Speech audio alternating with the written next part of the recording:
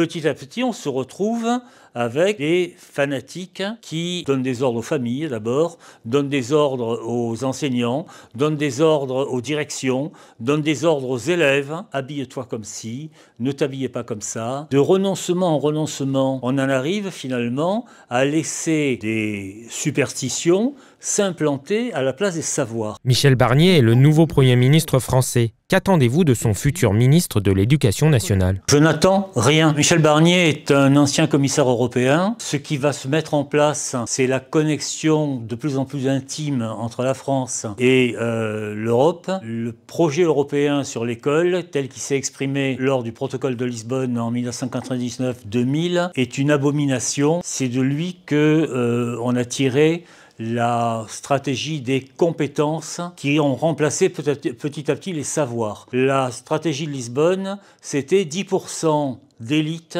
90% de consommateurs. J'ai, dans d'autres livres, La famille du crétin, etc., expliqué que consommateur était un mot qui commençait mal quand même, mais qui disait bien ce qu'il voulait dire. Quelles sont les mesures les plus urgentes qu'il faut prendre selon vous? Ce serait de remettre de l'ordre, premièrement. Lorsqu'un élève commet une infraction très lourde, il y a un conseil de discipline qui l'exclut définitivement.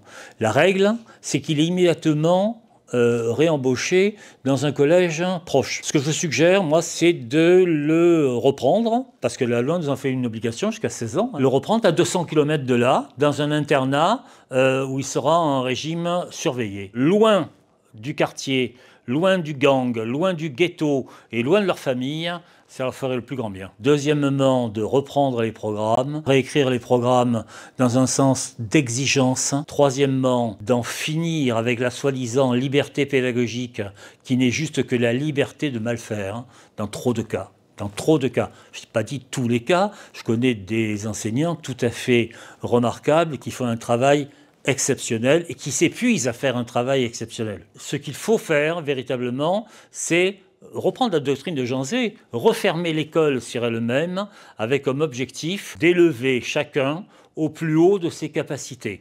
Pas tout le monde à un niveau très bas, mais chacun au mieux. Et puis après, que le meilleur gagne. Dans votre livre « L'école sous emprise », où vous montrez comment l'islamisme et les idéologies extrémistes s'infiltrent à l'école, vous expliquez qu'elle est au cœur d'une guerre civile à bas bruit. Guerre civile, c'est fort. Qu'est-ce qui vous permet de constater cela? La guerre civile à bas bruit, c'est une expression que j'ai empruntée telle quelle à Florence Bergeau-Blaclair, qui a fait un livre remarquable sur les réseaux fréristes. En Europe en particulier. L'Europe, c'est-à-dire nous, à travers les impôts, a donné l'année dernière 45 millions d'euros à des associations islamistes, dont le projet est d'avancer petit à petit. Et petit à petit, on se retrouve avec des fanatiques qui donnent des ordres aux familles d'abord, donnent des ordres aux enseignants, donnent des ordres aux directions, donnent des ordres aux élèves. Habille-toi comme ci, ne t'habillez pas comme ça, frappe les copains ou les copines qui ne seraient pas dans la ligne, oblige les non-croyants à faire le ramadan quand même, en les accusant d'islamophobie si jamais ils ne le font pas, de renoncement en renoncement, de culpabilisation en génuflexion, etc. On en arrive finalement à laisser des superstitions s'implanter à la place des savoirs. Samuel Paty, Dominique Bernard, c'était de la guerre ouverte. Deuxièmement, on a pas de stats officielles, on a des stats officieuses sur le nombre d'élèves armés, de couteaux essentiellement. Troisièmement, on a eu il y a quelques mois une jeune fille qui a été tellement tabassée à Montpellier qu'elle est toujours dans un semi-coma parce qu'elle était habillée à l'occidental. On a un autre jeune garçon qui a été tué en banlieue parisienne, Viry-Châtillon. On a des agressions permanente. Je prends un exemple, il y avait une collègue à moi, prof de lettres, cheveux courts, assez jeune, mais agrégée par ailleurs, etc.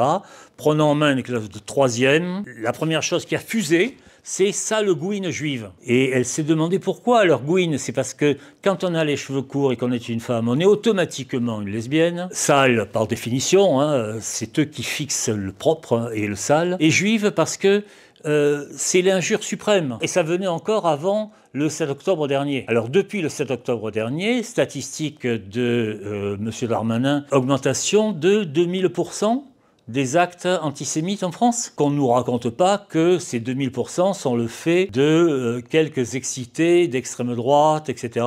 Ça doit exister, c'est tellement marginal qu'on n'en parle pas. Vous vous en prenez beaucoup aussi aux pédagogistes. Vous écrivez « On a laissé des pédagogues enseigner l'ignorance de telle façon que des idéologies létales prennent dans les cervelles évidées la place du savoir et de la raison. » Ils ont été les idiots utiles de plein de gens. Ils ont été les idiots utiles de la droite lorsque la droite, en 1977, a décrété le collège unique. Ce qui compte, ce ne sont pas les savoirs, ce sont les savoir-faire, les savoir-être. L'élève construit lui-même ses propres savoirs. Ça veut dire que tous les élèves, mes enfants, vos enfants, tous les enfants, sont capables de faire comme Blaise Pascal, de retrouver par lui-même les 10 premiers principes d'Euclide à 8 ans. Vous, je ne sais pas, moi en tout cas, je ne pouvais pas. C'était au cœur de la loi Jospin en 1980. Article 10, les élèves ont le droit de s'exprimer, de dire leurs sentiments. Qu'est-ce que vous voulez qu'ils donnent leurs sentiments sur des éléments dont ils ne connaissent rien? La Terre est ronde. Non, moi je sais que non. 25% des élèves pensent que la Terre est plate. Ce serait rien si les savoirs étaient effectivement transmis.